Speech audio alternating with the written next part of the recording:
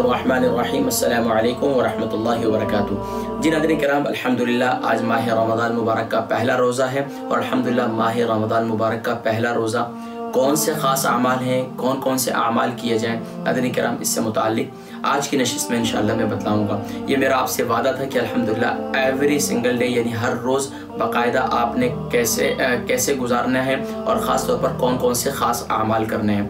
ذہن میں رکھیے ناظرین کرام، کچھ اعمال ایسے ہیں جو پورے رمضان مبارک جو ہے وہ مشترک ہوں گے، یعنی کہ آپ نے ہر روز ایوری ڈے وہ عمل کرنا ہے، کیونکہ وہ میرے اور آپ کی زندگی کے خاص معمول ہیں جو ہمارے پوری زندگی انشاءاللہ ہمارے ساتھ رہیں گے۔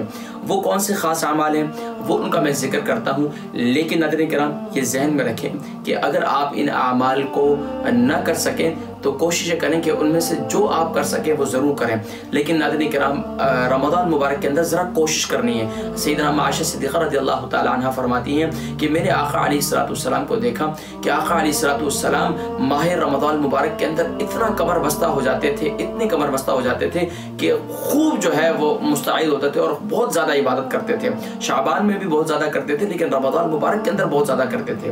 اور آقا علیہ السلام نے قرآن کریم میں بلکہ اللہ کریم ارشاد فرماتے ہیں کہ یا ایھا الذین آمنوا کتب علیکم الصیام کما کتب علی الذین من قبلکم لعلکم تتقون۔ اے ایمان والو، جو تم پر روزے فرض کیے گئے ہیں یہ صرف تم پر نہیں کیے گئے، یہ تم سے پہلے امتیوں پر بھی فرض کیے گئے تھے۔ ناظرین کرام خوش نصیب ہیں الحمدللہ، اللہ نے ہمت دی ہے، طاقت دی ہے، صحت دی، تندرستی دی ہے، ضرور روزے رکھیں۔ لیکن بہت سے ایسے ہوں گے جو بیچارے اس سال روزے نہیں رکھ سکیں گے، پچھلے سال ٹھیک تھے، اس سال بیمار ہو گئے، اللہ کریم کو شفا نصیب فرمائے تو بہرحال وہ فدیہ ادا کریں گے۔ اور بہرحال ناظرین کرام دیکھیں رمضان مبارک آتے ہی آقا علیہ السلام نے ارشاد فرمایا فتحت ابواب الجنہ وزلزلت الشیاطین وغلقت ابواب جہنم، فرمایا کہ جہنم کے دروازے بند ہو جاتے ہیں، جنت کے دروازے کھول دیے جاتے ہیں، اور سبحان اللہ، اور جو ہے شیاطین کو قید کر دیا جاتا ہے، اور فرمایا کہ سبحان اللہ ہر عمل کا بدلہ بڑھا دیا جاتا ہے، ہر عمل کا بدلہ 70 گنا بڑھا دیا جاتا ہے، اور نفل کا ثواب فرضوں کے برابر، فرضوں کا ثواب 70 فرضوں کے برابر۔ تو سبحان اللہ، ایک کام تو ہم نے ناظرین کرام مشترک کام یہ کرنا ہے کہ روزانہ ہر روز ہم نے پہلے روزے سے لے کر آخری روزے تک ہم نے قضا نمازوں کی ادائیگی ہر نماز کے ساتھ کرنی ہے، ایک کام۔ دوسرا کام ناظرین کرام ہم نے کیا کرنا ہے، پہلے میں آپ کو بتا دوں کہ ہر فرض نماز کے بعد آپ نے قرآنی ایک سورت جو ہماری پوری زندگی کا حصہ ہوگا انشاءاللہ، یہ یادگار رمضان کی ایک بہترین ایک سلسلہ ہے ناظرین کرام۔ فجر کی نماز کے بعد آپ نے سورہ یاسین شریف کی تلاوت کبھی نہیں چھوڑنی ہے، آپ نے ظہر کی نماز کے بعد آپ نے سورہ فتح کبھی نہیں چھوڑنی، عصر کی نماز کے بعد سورہ نبا کبھی نہیں چھوڑنی، اور اللہ سے مدد بھی طلب کرنی ہے۔ مغرب کی نماز کے بعد سورہ واقعہ آپ نے کبھی نہیں چھوڑنی، اور انشاءاللہ کبھی تنگ دستی آپ کے قریب نہیں آئے گی انشاءاللہ۔ اور عشاء کی نماز کے بعد آپ نے سورہ ملک شریف نہیں چھوڑنی۔ یہ تو ہوئی ناظرین کرام پورے رمضان مبارک مشترک عمل جو پورے رمضان ہمارے ساتھ رہے گا۔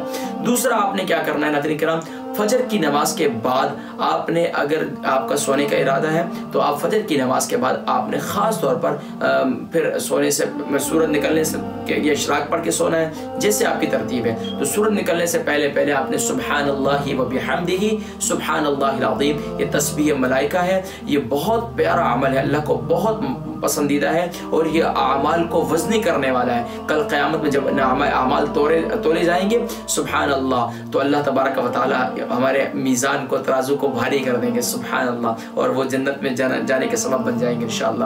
تو سبحان اللہ و بحمدہ سبحان اللہ العظیم یہ بزرگان دین کے معمولات میں ذکر ہے۔ اس کے ساتھ ساتھ ناظرین کرام آپ نے ایک تسبیح آپ نے یومیہ 1000 مرتبہ درود و سلام پیش کرنا ہے۔ اب بعض لوگ سوچ رہے ہیں کہ 1000 مرتبہ کیا چیز ہے ناظرین کرام، 100 مرتبہ نماز سے پہلے، 100 مرتبہ نماز کے بعد، آسانی سے 1000 مرتبہ 5 نمازوں کے بعد ہو جائے گا۔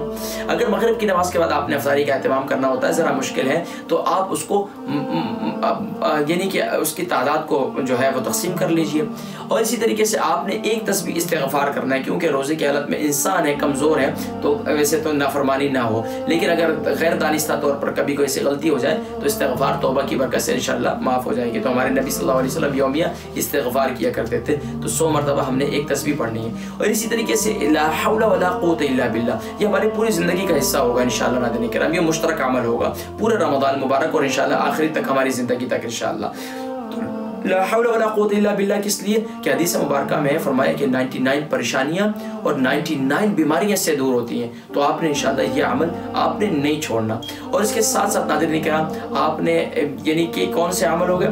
فرض نمازوں کے بعد سورتیں، اور صبح کے وقت میں سبحان اللہ بحمدہ سبحان اللہ العظیم، اور ایک تسبیح درود و سلام 1000 مرتبہ، استغفار 100 مرتبہ، اور لا حول ولا قوت الا باللہ 100 مرتبہ. اب آئیے ناظرین کرام پہلے روزے کا خاص عمل کون سا ہے؟ آئیے پہلے روزے کا خاص عمل میں آپ کو بتا دیتا ہوں. ناظرین کرام پہلے روزے کا خاص عمل یہ ہے کہ آپ نے صبح اور شام یا حی یا قیوم برحمتک استغیث، یہ پہلے روزے کا خاص عمل ہے جو بزرگان دین کے معمولات میں اس کا ذکر ہے. ناظرین کرام یہ جو میں نے معمولات نکالے یہ بڑی محنت کر کے میں نے نکالے ہیں، بڑی کوشش کر کے کہ سبحان اللہ کہ یہ بزرگان دین آخر ان کی زندگیوں میں رمضان آیا، اللہ والے لوگ کیسے انہوں نے رمضان کو گزارا. تو الحمدللہ ان کے معمولات میں سے یہ ملا کہ وہ یا حی یا قیوم برحمتک استغیث، کیونکہ اس میں اللہ سے مدد طلب کرنی ہے، اللہ سے یا حی یا قیوم سے مدد طلب کرنی کہ وہ ہمیں رحمت نصیب فرما دے. اور سبحان اللہ ایک تو یہ کرنا ہے عمل کہ صبح اور شام 100 مرتبہ. اس کے علاوہ آپ نے لا الہ الا اللہ پہلے روزے سے لے کر 10 روزے تک پہلے عشرے کا خاص عمل کیا ہے؟ لا الہ الا اللہ محمد رسول اللہ. آقا علیہ السلام نے ارشاد فرمایا کہ اولہ رحمت، اس کا پہلا عشرہ رحمت ہے. تو بزرگان دین کے معمولات میں یہ ذکر ہے کہ پہلے عشرے کے اندر وہ لا الہ الا اللہ محمد رسول اللہ پہلے عشرے کے اندر انشاءاللہ یہ پہلے عشرہ پورا آپ نے لا الہ الا اللہ محمد رسول اللہ آپ نے پڑھنا ہے. پہلے روزے کا دوسرا خاص عمل کیا ہے؟ پہلے روزے کا پہلا خاص عمل میں نے آپ کو بتا دیا یا حی یا قیوم. دوسرا خاص عمل یہ ہے فجر کی نماز کے بعد 33 مرتبہ یا اللہ یا اللہ یا اللہ، اللہ کو پکارنا ہے یا اللہ. ظہر کی نماز کے بعد یا رحمان یا رحمان یا رحمان یا رحمان 33 مرتبہ.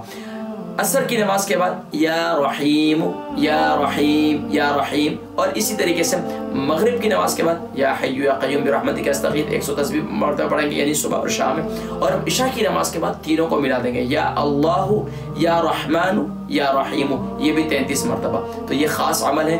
2 خاص عمل ہے، ایک جو ہے پہلے عشرے کا خاص عمل وہ کیا ہے؟ لا الہ الا اللہ محمد رسول اللہ. دوبارہ میں ذکر کر دیتا ہوں کہ ہم نے مشترک عمل کون سے ہیں کہ آپ نے فجر سے لے کر عشاء تک جو آپ نے ہر فرض نماز کے بعد سورتیں پڑھنی ہے. فجر کے بعد سورہ یاسین شریف، ظہر کے بعد سورہ فتح، عصر کی نماز کے بعد سورہ نبا، مغرب کی نماز کے بعد سورہ واقعہ، عشاء کی نماز کے بعد سورہ ملک شریف. اور پہلے عشرے کا خاص عمل کیا ہے؟ کیا نام ہے؟ یا حی یا قیوم برحمتک استغیث 100 مرتبہ صبح 100 مرتبہ شام کو. اسی طریقے سے آپ نے سبحان اللہ بحمدہ سبحان اللہ العظیم یہ آپ نے نہیں چھوڑنی. اور خاص طور پر جو دوسرا عمل میں نے بتلایا تھا وہ کیا تھا کہ آپ نے فجر کی نماز کے بعد یا اللہ 100 مرتبہ 33 مرتبہ، اور ظہر کی نماز کے بعد یا رحمان 33 مرتبہ، عصر کی نماز کے بعد یا رحیم 33 مرتبہ، مغرب کی نماز کے بعد یا حی یا قیوم برحمتک استغیث 1 تسبیح، اور اسی طریقے سے عشاء کی نماز کے بعد یہ تینوں کو ملا کر یا اللہ یا رحمان یا رحیم یہ تینوں کو ملا کر پڑھیں اور انشاءاللہ اللہ کی بارگاہ میں دعا کریں. ناظرین کرام اس کے علاوہ جو اعمال بتائے ان کو اختیار کیجئے، اس میں کمی بیشی ہو جائے تو اللہ کی بارگاہ میں مدد طلب کیجئے. یا اللہ تو مجھے ہمت دے، طاقت دے تاکہ میں رمضان مبارک کو یادگار رمضان بنا دوں. ناظرین کرام دوسرے روزے میں دوسرے روزے کے کون سے خاص اعمال ہیں بزرگان دین کے معمولات میں سے انشاءاللہ اس کا میں ذکر کروں گا اگلے نشست میں. تو انشاءاللہ رضی ناظرین کرام اگر انشاءاللہ پورا رمضان مبارک آپ میرے ساتھ رہے تو انشاءاللہ یہ رمضان مبارک آپ کی زندگی کا یادگار رمضان بن جائے گا. انشاءاللہ ملاقات ہوگی کل. پھر اپنی دعاؤں میں یاد رکھیے گا، تمام امت مسلمہ کے لیے دعا کیجیے گا، بالخصوص خاص طور پر اس روزے کی حالت میں جہاں کہیں بھی بیچارے فقر و فاقہ کی صورت کے اندر ہیں اور بیچارے سحری اور افطاری کا بندوبست نہیں ہے، اور خاص طور پر جو ظلم و ستم کا شکار ہیں سیریا، برما، فلسطین، کشمیر کے مظلوم مسلمانوں کے لیے دعا کریں. اللہ کریم سب کی مدد و نصرت فرمائے. اپنے دعاؤں میں یاد رکھیے گا. انشاءاللہ پھر ملاقات ہوگی. السلام علیکم ورحمۃ اللہ وبرکاتہ.